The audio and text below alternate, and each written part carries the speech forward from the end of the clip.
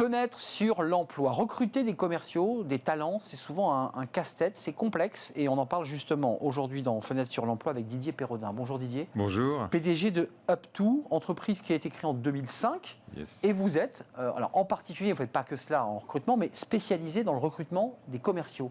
D'abord, un petit mot, je dirais, de macroéconomie.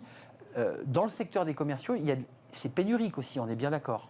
Oui, absolument. Mais en fait, ça l'a toujours été un peu parce que, en fait, ce qui est pénurique, c'est le recrutement, le marché des bons commerciaux, en fait. En tout cas, nous, c'est ce sur quoi on intervient parce que c'est une exigence forte de toute entreprise. Excusez-moi, c'est quoi un bon commercial ? Un bon commercial, c'est un commercial qui est impactant, c'est un commercial qui a beaucoup d'énergie, c'est un commercial qui écoute bien, c'est un commercial qui a envie de gagner, en fait. C'est surtout ça, l'essentiel. Et c'est vrai qu'en France, on a quand même un petit problème avec la vente et les commerciaux parce que le métier est très dévalorisé. Clairement. Surtout quand on compare aux États-Unis et aux Américains où le vendeur... Caricaturé même, si je peux me permettre. Oui, probablement, ouais, avec des mauvais trucs comme du Jean-Claude Convenant et autres. Exactement. Et alors qu'aux États-Unis, un vendeur, c'est un grand vendeur, c'est quelqu'un qui contribue énormément à la croissance de l'entreprise. Les films ont souvent valorisé les vendeurs, les commerciaux. Voilà, ils sont très bien payés, beaucoup mieux qu'en France, etc. Donc au final, le corollaire de tout ça, c'est qu'en plus de ça, les écoles de commerce ont définitivement jeté l'éponge pour former des commerciaux, parce qu'elles s'appellent même école de management maintenant. Donc c'est vraiment un truc sur lequel on se retrouve avec des quantités de jeunes qui rentrent dans les entreprises et qui ne sont pas formés à la vente. Donc le corollaire, c'est qu'effectivement, on se retrouve avec une pénurie de bons commerciaux. Pénurie, on va en parler, il y a le recrutement concret des talents, des bons commerciaux, mais vous avez aussi anticipé l'idée de les former. Les écoles ne les forment plus, donc vous récupérez ces jeunes. Alors, ils ont quoi ?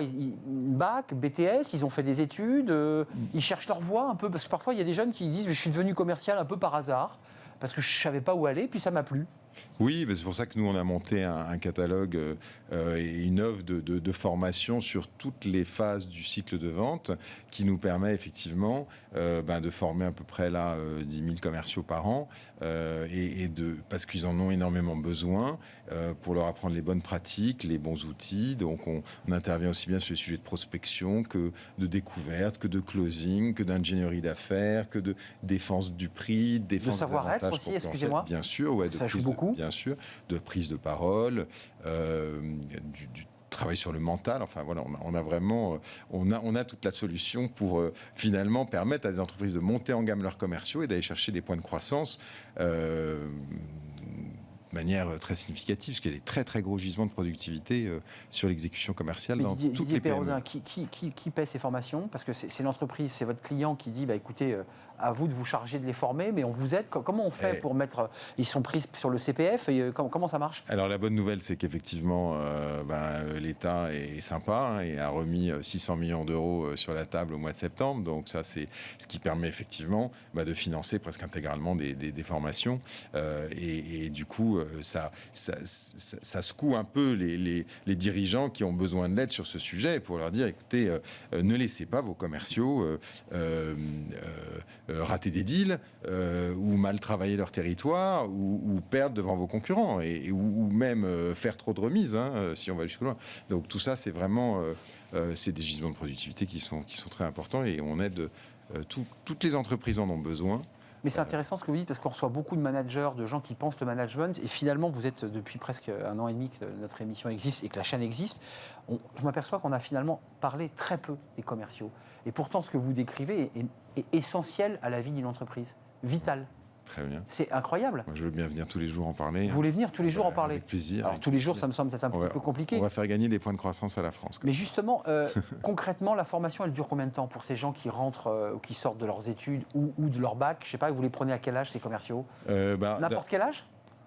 Pour le recrutement, en fait, il faut savoir qu'en fait, en France, on veut un peu toujours les mêmes profils, donc le 0-10 ans d'expérience sur lequel il y a une très grosse pénurie, ce qui renforce aussi la question de la pénurie et de la difficulté de recruter, parce que tout le monde veut les mêmes. Donc nous, on aide aussi nos clients à donner le change, à faire en sorte de pas uniquement se fier au CV, parce que le CV ne suffit pas. Et donc nous, la force qu'on a eue et ce qui nous a permis, ce qui nous a permis vraiment de développer notre savoir-faire et d'avoir 6 000 clients aujourd'hui et de recruter 2500 commerciaux par an, c'est vraiment qu'on a rajouté une clé de sélection au CV parce que le CV ne suffit plus comme critère de sélection et qu'il faut donner la large place aux soft skills et au tempérament. Donc c'est toute notre méthodologie qui s'appuie sur de la tech, qui s'appuie sur une expérience candidat qui est assez unique. Et là, vous dites au client, lui, il n'y a peut-être pas le CV qui va bien, mais je peux vous dire qui va être le bon commercial. Exactement. Et on le repère au moment où il candidate, parce qu'on a un système de test de vente en ligne qui nous permet tout de suite de repérer ceux qui sortent du lot commercialement parlant.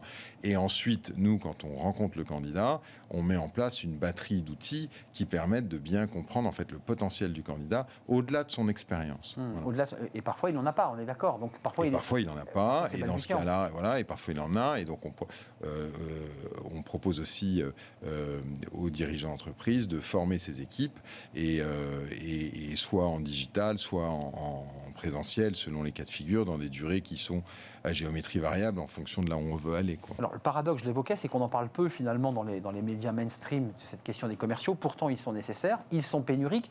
J'ai même lu qu'il y avait quand même des batailles sur le marché du commercial. C'est-à-dire que les entreprises se battent des commerciaux. Les commerciaux, pour certains, pour les talents, je veux dire, ils sont arrachés par les entreprises. Bien sûr, et il faut savoir qu'il y a 80% des candidats aujourd'hui, quand vous leur faites une offre, 80% d'entre eux ont des offres ailleurs. Donc ça veut dire qu'en fait, il faut faire un vrai travail, non pas de RH ou simplement de recrutement, quand on veut recruter des bons commerciaux, mais un vrai travail de vendeur. C'est-à-dire qu'il faut déjà bien comprendre ce qui les intéresse, leurs projets, et quels sont les concurrents, en fait, comme en vente, pour pouvoir effectivement gagner la guerre, en fait, parce que c'est de ça dont on parle, et mettre en avant ces avantages concurrentiels pour qu'ils viennent travailler plutôt chez vous. Et nous, tout ce processus-là, c'est vraiment quelque chose sur lesquels on pense qu'à ça en fait toute la journée et on l'a vraiment intégré, modélisé dans tout notre dispositif d'évaluation, de sourcing, de candidats et de manière à présenter, à sécuriser en fait les recrutements parce que présenter bons candidats c'est une chose, mais il faut effectivement les closer comme on dit. Quand vous dites closer, ça veut dire, pour le dire simplement, il faut que le client soit sûr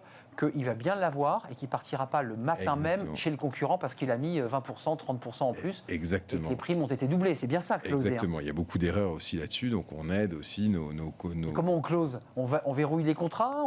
On lui met un pistolet sur la tempe ? Non, déjà, on essaie de comprendre, d'être sûr que... d'abord de comprendre le projet du candidat et ensuite d'être sûr qu'on va pouvoir le nourrir avec l'ADN de la boîte, avec le cycle de vente, avec le contexte de l'entreprise. Donc ça, c'est un truc qui est souvent skippé dans les processus de recrutement, parce que vous avez les candidats qui disent moi je suis le meilleur, vous avez l'entreprise qui dit viens chez moi parce que je suis la plus belle, mais au final on oublie de vérifier que le match se fait effectivement. Donc ça c'est un travail RH aussi qu'on intègre dans nos évaluations, tout ça pour essayer de limiter effectivement le taux d'échec qui est très important, qui est quasiment de 40% sur la première année. Juste intéressant parce que vous évoquez, on finira par Up to Youth, qui est votre programme pour les jeunes étudiants, il faut qu'on en parle, mais vous le dites sans le dire, mais sociologiquement, vous dites finalement chacun a tendance un peu chez les commerciaux à se pousser un peu du col, à expliquer qu'il est le meilleur, ça fanfaronne, d'où d'ailleurs les caricatures autour de ce métier. C'est vrai, c'est une caricature, ça, c'est chacun disant moi je suis le meilleur commercial, j'ai mes chiffres de vente. C'est vrai ça ? Oui, c'est vrai. Cette attitude-là en fait ? Oui, si vous demandez à un commercial, est-ce que vous êtes un bon commercial, vous avez 100% des garçons et des filles, ils disent oui, bien sûr. Bien sûr, et vous ensuite, c'est pour ça que c'est compliqué à bien évaluer parce qu'il faut quand même un peu gratter la couche et aller en profondeur sur la réalité du potentiel de chacun. Il y en a toujours du potentiel chez tout le monde, mais c'est au moins ce potentiel de bien l'exploiter et de positionner le candidat au bon endroit en fonction de ses bonnes skills. En tout cas, vous nous conseillez aujourd'hui, pour ceux qui sont à la recherche d'un emploi et qui sont dynamiques, qui ont envie évidemment de convaincre, parce qu'il faut quand même donner un peu de soi-même, il faut se battre. C'est un secteur qui recrute. Ah oui, bien sûr. Un commercial, en moyenne, ça met 21 jours pour trouver un job. Donc, bien sûr, on en a... Avec expérience, je précise. Oui, bien sûr. Non, mais c'est important de le dire. Bien sûr, c'est parfois le mouton à 5 pattes. Quelques mots sur Up to Youth. Mais c'est pas pour ça qu'il avance plus vite, le mouton. Ouais, c'est ce que je voulais dire. C'est que c'est ce que vous dites à vos clients. Il faut 4 pattes qui marchent bien, que 5 qui boitent. Up to Youth, c'est quoi ce programme pour les étudiants ? C'est quoi ? C'est de l'entretien gratuit ? C'est un truc pour être sympa d'abord et pour aider les jeunes parce qu'ils ont besoin d'aide, surtout après Covid, on s'est dit sortie d'études ou encore en études ? En études et sortie d'études pour les aider et peut-être aussi déclencher des vocations parce que c'est quand même un sujet. Il n'y a que 3% des jeunes qui ont très envie de faire de la vente en France. C'est quand même un problème. On les a dégoûtés de la vente. en tout cas, on leur a pas donné envie. Donc c'est pas un bon chiffre. Donc nous, on essaye un peu de lutter contre ça. Et effectivement, on leur offre un programme en digital, qui est du full digital, avec un certain nombre de programmes. Ils peuvent échéancer leurs cours comme ils veulent. Et il y a 14 ateliers qui permettent de leur apprendre à se vendre, en fait, tout simplement. D'abord, on les évalue dès le début. Mais c'est pas de la vente de produits, c'est à se vendre eux. Déjà, on commence par ça, ce qui leur permet aussi de se vendre mieux en entretien, de défendre aussi leurs projets quand ils sont en école. Ils ont tous un peu des petits projets, donc c'est bien de leur mettre le pied à l'étrier. Et puis surtout de les faire réfléchir sur c'est quoi les bonnes postures pour être un grand vendeur et pour impacter et influencer un processus d'achat, quoi. D'ailleurs, en préparant l'émission, et c'est vous qui m'éclairiez sur le sujet, en fait, des commerciaux, il y en a partout. Dans les médias, dans la science, la médecine, enfin des commerciaux finalement, quand on regarde l'environnement, il y en a partout. Oui, et certains disent qu'on en cherche 100 000 en permanence quand même en France. 100 000 commerciaux 100 000, ouais. Qui sont aujourd'hui pénuriques. On ne les a pas, honnêtement, on les a pas. Les DCF, effectivement, ils disent qu'il y en a 100 000 qui sont potentiellement recherchés, quoi. Mais vous qui avez une vue globale de ce marché, je ne l'ai pas précisé, mais il y a quand même 150 collaborateurs UpTo, c'est partout en France, on est d'accord, hein? On est 200 partout en France, sur toutes les grandes villes. Maillé, hein, donc c'est pas que Paris. Voilà. Vous avez une vue globale du marché, on les a pas, ces 100 000. Non, on les a pas. Ils n'existent pas, on est d'accord. On les a pas, et nous, nos études révèlent qu'on a 53% des entreprises qui ont un projet de recrutement d'un commercial cette année. Donc c'est sûr qu'il y a un problème. C'est sûr qu'il y a un problème. Donc il faut trouver des moyens, des outils, des dispositifs pour gagner cette guerre. Et nous, c'est notre travail que de donner le change et présenter des bons candidats à nos clients avant que leurs concurrents les prennent, hein, tout simplement. Candidats formés entre les mains des équipes d'UpTo. Alors formés ou pas, parce qu'il y en a qui sont déjà très bons. Non, mais par ailleurs, il y a aussi quand même la possibilité de les former. Exactement. Didier Pérodin, c'était un plaisir de vous accueillir, PDG de UpTo. C'est partout en France, alors évidemment basé aussi à Paris, ça va sans dire, mais 100 000 commerciaux, et on ne les a pas, évidemment, donc votre action est pour le moins utile, puis pour revaloriser ce métier, qui n'a pas une excellente image. Merci d'être venu nous rendre... Merci, et à demain alors. Et à demain, parce que vous viendrez donc tous les jours nous parler des commerciaux, évidemment. Merci à vous, merci de votre fidélité, de vos réactions sur Internet, bien sûr. Merci à toute l'équipe, merci à Lauriane pour la réalisation, merci à Guillaume, que je salue, qu'on ne reverra plus, mais que vous ne verrez pas non plus, il va nous quitter. Je le salue, ce cher Guillaume, réalisateur son, et puis je remercie Fanny Gressner et Margot Ruot, qui resteront, elles, avec moi, évidemment. Je serais bien triste si je les perdais. Je serai là demain, je serai là dans quelques jours. Bye bye.